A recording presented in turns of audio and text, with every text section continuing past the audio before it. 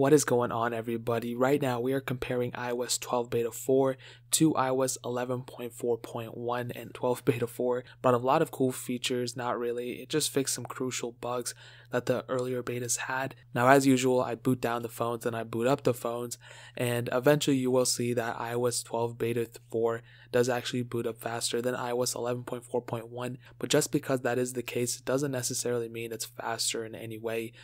Sometimes the boot up time just takes up longer on older versions for some reason, but sometimes even apps do boot up faster, so it's kind of a weird trade-off there. But like I said, 11.4.1 in terms of boot up time is a little bit slower, and I'm not really too sure why that is the case. I mean iOS 12, like I said, should have made it faster, but it's just kind of weird. The next thing I do is I boot up the App Store on both devices, and on iOS 11.4.1 it does boot up a little bit faster than on iOS 12 beta 4. And like I said before, that's kind of a weird trade-off because the phone booted up faster on beta 4, but it's actually a little bit faster at opening apps on iOS 11.4.1.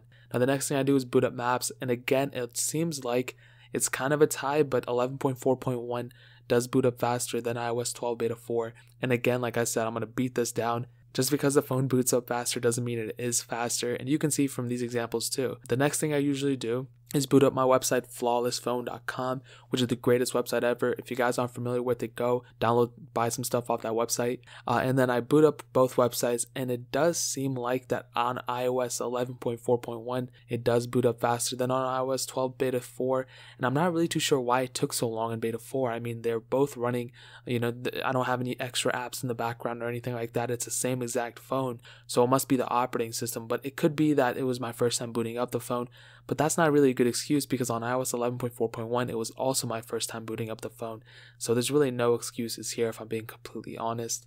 Now the next thing I do is boot up the app Real Racing 3, and I just checked the load times. I don't really play the game, and the gameplay is going to be pretty much the same, but I just want to see the opening speed and just see how long it takes basically to get into the loading screen and the animations and the cars driving and all that stuff.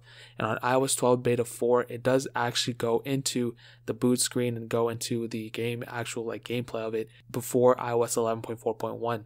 So what does this mean? This means that there's a little bit of a trade-off here. Sometimes 11.4.1 is faster, sometimes 12 beta 4 is faster. So really, I'm in the middle ground here. In terms of gaming and everything, performance, you'll probably notice the same. In some cases it's faster, in other cases it's slower, but in this case you can see that there is quite a bit of difference between the two.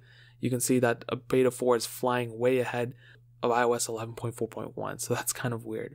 And then I eventually just showed you my multi-core score, and on iOS 11.4.1 I had a multi-core score of 79,290, and it actually went down a little bit to 78,924. So what does this mean? It pretty much means that there's a little bit of difference between the two, but not really. So what I will tell you is, if you're in the middle ground and you're trying to figure out if you should upgrade or downgrade or whatever, I would highly suggest you guys just stay with 11.4.1. Don't update to a beta. The iOS 12 beta 4 actually brought quite a bit of, a little bit of more stability and stuff, but it's still not perfect. It's still not worth it on your daily driver. So stick where you're at and you guys will be fine. If you guys have any questions or anything, leave it down in the comment section below. Hit that like button, but definitely hit that subscribe button. We're still giving away an iPhone 6s and an iPhone SE on the channel, and in order to enter, all you have to do is subscribe to the channel and follow me on Twitter and Instagram. Both those links are down in the description, so make sure you enter that. But more importantly than everything else, I love every single one of you guys, and hopefully I'll catch you guys in the next video. Peace out till then.